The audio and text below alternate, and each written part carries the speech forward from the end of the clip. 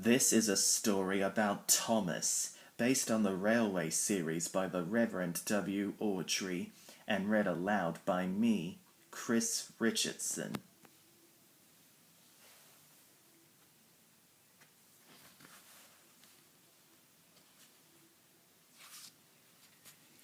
This is a story about Thomas the Tank Engine. Thomas worked really hard, shunting coaches for the big engines, but what he wanted more than anything was his very own branch line. Thomas the Tank Engine had 6 small wheels, a short stumpy funnel, a short stumpy boiler, and a short stumpy dome. He was a fussy little engine, always pulling coaches about. He pulled them to the station, ready for the big engines to take out on journeys. And when trains came in, he pulled the empty coaches away so that the big engines could have a rest. But what Thomas really wanted was his very own branch line. That way he would be a really useful engine. Thomas was a cheeky little engine. He thought no engine worked as hard as he did, and he liked playing tricks on the others. One day, Gordon had just returned from pulling the big express. He was very tired, and had just gone to sleep when Thomas came up beside him. "Wake up, lazy bones," whistled Thomas. "Do some hard work for a change." And he ran off, laughing. Gordon got a terrible shock. He decided he had to pay Thomas back. The next morning, Thomas wouldn't wake up. His driver and fireman couldn't make him start. It was nearly time for Gordon's express to leave. Gordon was waiting, but Thomas hadn't got his coaches ready. At last Thomas started. "Oh dear, he yawned. "Poop, poop, poop.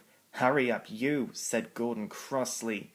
"Peep, peep, peep. Hurry up yourself," replied Thomas cheekily. Thomas usually pushed behind Gordon's train to help him start, but he was always uncoupled first, so that when the train was running nicely, Thomas could stop and go back. That morning, Gordon saw the perfect chance to pay Thomas back for giving him a fright. He started so quickly that the guards forgot to uncouple Thomas. Gordon moved slowly out of the station, pulling the train and Thomas with him. Then he started to go faster and faster, much too fast for Thomas. "Peep, peep, stop, stop," whistled Thomas. "Hurry, hurry, hurry, hurry," laughed Gordon in front. "You can't get away, you can't get away," giggled the coaches. Poor Thomas was going faster than he had ever gone before. "I shall never be the same again," he thought sadly. "My wheels will be quite worn out." At last they stopped at a station. Thomas was uncoupled and given a long, long drink. "Well, little Thomas," chuckled Gordon, "now you know what hard work means, don't you?" Poor Thomas was too breathless to answer. The next day, Thomas was working in the yard. On a siding by themselves were some strange-looking trucks. "That's the breakdown train," said his driver. "When there's an accident, the workmen use it to help clear and mend the line." Just then James came whistling through the yard, crying, "Help! Help!" His brake blocks were on fire, and his trucks were pushing him faster and faster. James disappeared into the distance. Soon after, a bell rang in the signal box, and a man came running. "James is off the line. We need the breakdown train. Quickly!" he shouted. Thomas was coupled onto the breakdown train, and off he went as fast as he could.